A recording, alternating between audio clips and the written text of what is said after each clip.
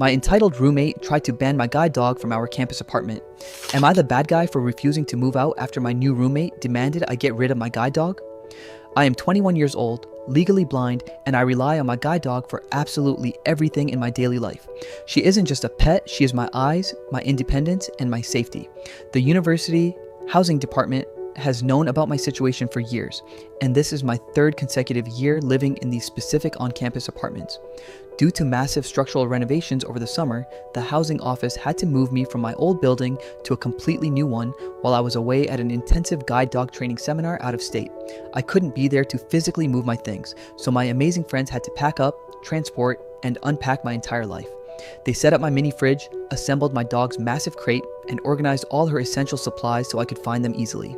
Once I got back, I spent weeks of intense, exhausting effort navigating the perimeter and memorizing the brand new routes to campus to ensure I could get to my classes safely without breaking my neck.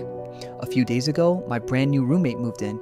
Just my luck, I came down with an incredibly high fever and was stuck bedridden, unable to clean up the common areas before her arrival.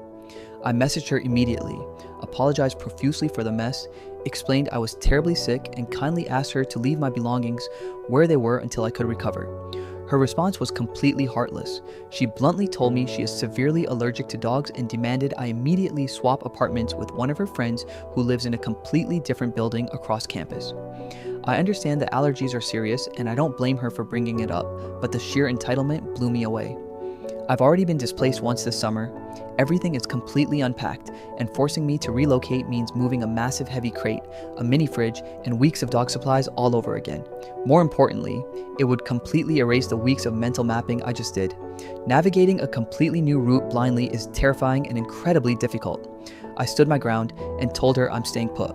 Now she's going completely ballistic, rallying people against me, making me feel like an absolute monster, and completely ruining my college experience.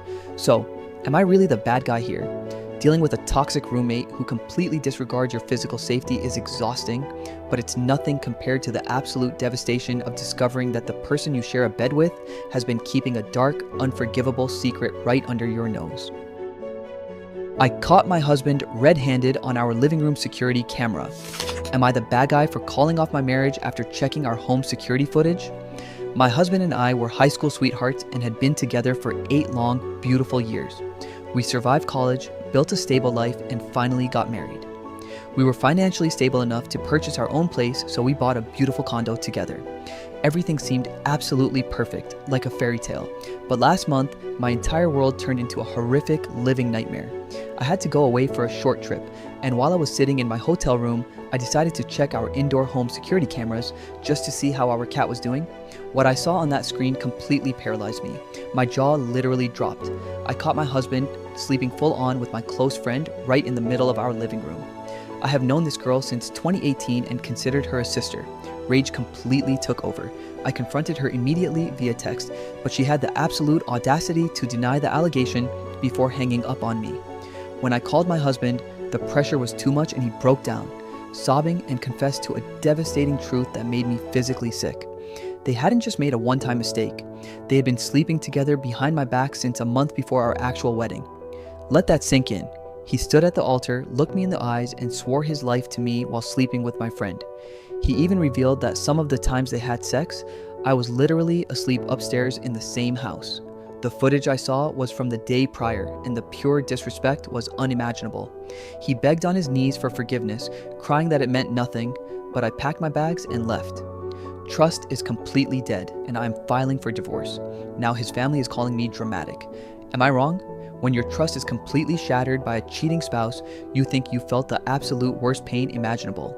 But sometimes, the drama follows you into your social circle, as we will hear in the next story.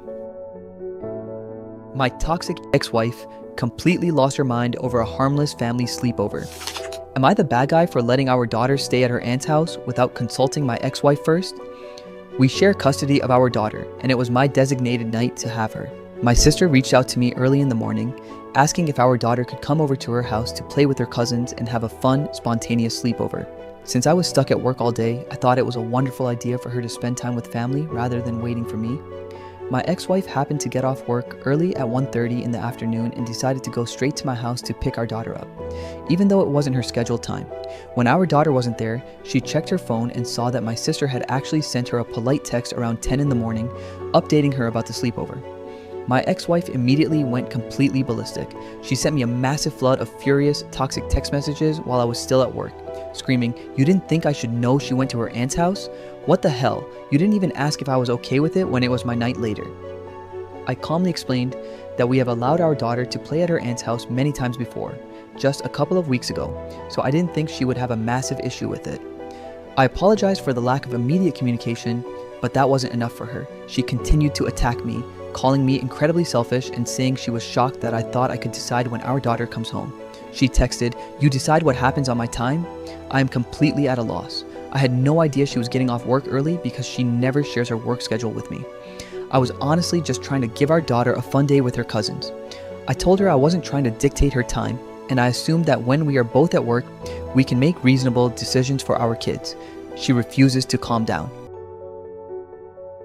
AITA for telling my husband to get over being cucked by his twin. Am I the bad guy for telling my husband to move on after a DNA test revealed a mind-blowing medical secret about our children?